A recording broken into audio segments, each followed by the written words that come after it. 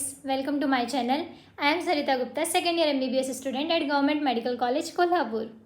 तो आप लोगों में से काफ़ी लोगों ने मुझे मैसेज किया था कि दीदी अभी 5 मई को नीट का एग्ज़ाम होने वाला है, तो मैं अपने आप को किस तरीके से रेडी करूं कि ताकि मतलब मेरा इस बार नीट में सिलेक्शन हो जाए। हाँ, तो अभी सिर्फ 20 से 25 दिन का टाइम है, तो उसमें आप लोग कैसे अपने आप को अपना बेस्ट कैसे दे सकते हो, मैं उसके बारे में आपसे थोड़ा बात करने वाली हूँ।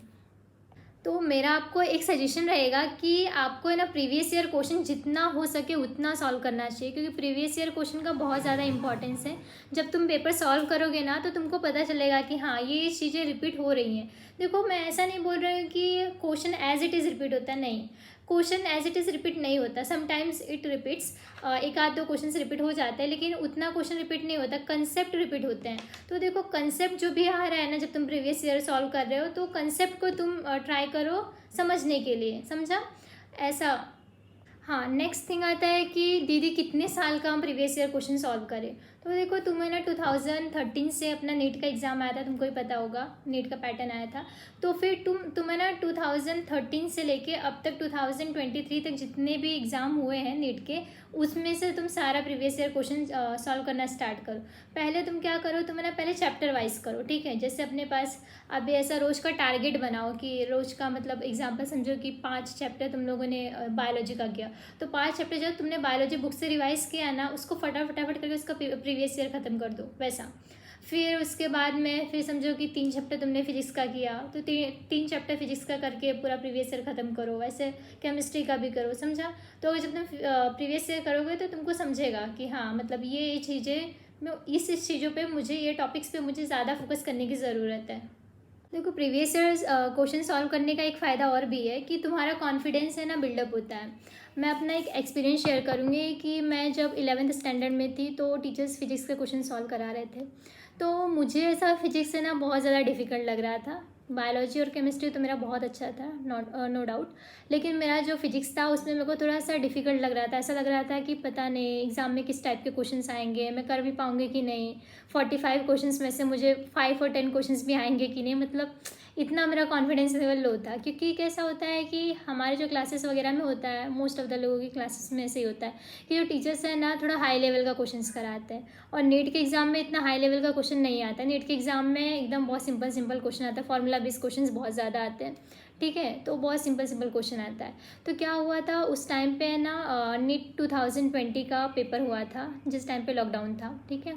तो उस टाइम पे मैंने ना 2020 का पेपर सॉल्व किया था, मेरा जस्ट 11th ख़त्म हुआ था, 12th में एंट्री हुई थी, ठीक है। तो उस टाइम पे मैंने जब 2020 का पेपर सॉल्व किया तो मेरे को पता चला कि मेरा अभी सिर्फ 11th ही हुआ है, लेकिन मेरा ऑलमोस्ट 60 to 70% क्वेश्चन मेरे राइट जा रहे हैं। तो मतलब ऐसा मेरे को हुआ कि हाँ मतलब कितना ईजी आता है पेपर, और मैं भी सॉल्व कर सकती हूँ, मैं भी नीट को क्रैक कर सकती हूँ, समझा।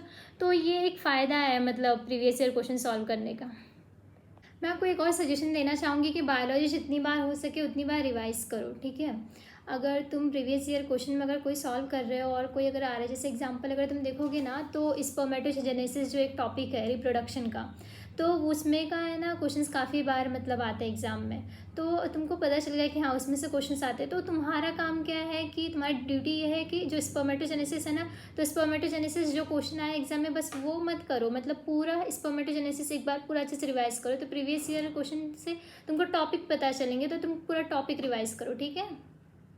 और अभी भी ऐसा है कि जो काफ़ी लोग हैं ना वो एनसीईआरटी के बाहर से पढ़ने लगते हैं। तो देखो, एनसीईआरटी के बाहर का पढ़ने का कोई ज़रूरत नहीं है, भले तुम्हारा एनसीईआरटी कितने बार भी रिवाइज करके हो चुका है, फिर भी बार बार एनसीईआरटी ही करो, क्योंकि जो नीट का एग्ज़ाम होता है पूरा का पूरा एनसीईआरटी से आता है। ऑलमोस्ट मतलब 98 to 99% जो चीज़ें होती हैं वो पूरा एनसीईआरटी से आती है। कई बार एक आध दो क्वेश्चन बाहर से आ जाता है, तो उतना मैटर नहीं करता, ठीक है। और तुमको है ना पूरा सिर्फ और सिर्फ एनसीईआरटी पर फोकस करना अभी, अगर तुम नीट क्लियर करना चाहते हो तो। और काफ़ी लोग मुझसे ये भी पूछ रहे हैं कि दीदी फिजिक्स के कुछ चैप्टर ऐसे हैं, केमिस्ट्री के कुछ चैप्टर्स ऐसे हैं जिसको मैंने अभी एक भी बार नहीं पढ़ा है, तो मैं क्या अभी पढ़ूँ? नहीं, ऐसा गलती बिल्कुल मत करना। अगर तुम्हारा कोई चैप्टर रह गया है ना तो अभी उसको छोड़ दो, रहने दो। अभी तुम्हारे पास सिर्फ 20 दिन का टाइम है, तो उसमें जो तुमने पहले से किया है ना वो तुम पूरा बहुत अच्छे से रिवाइज करके जाओ, ताकि ऐसा ना हो एग्ज़ाम में कि हाँ ये वाले टॉपिक्स तो मेरे बहुत अच्छे से थे लेकिन मैंने रिवाइज़ नहीं किया, इसकी वजह से मेरा नहीं हुआ, समझा।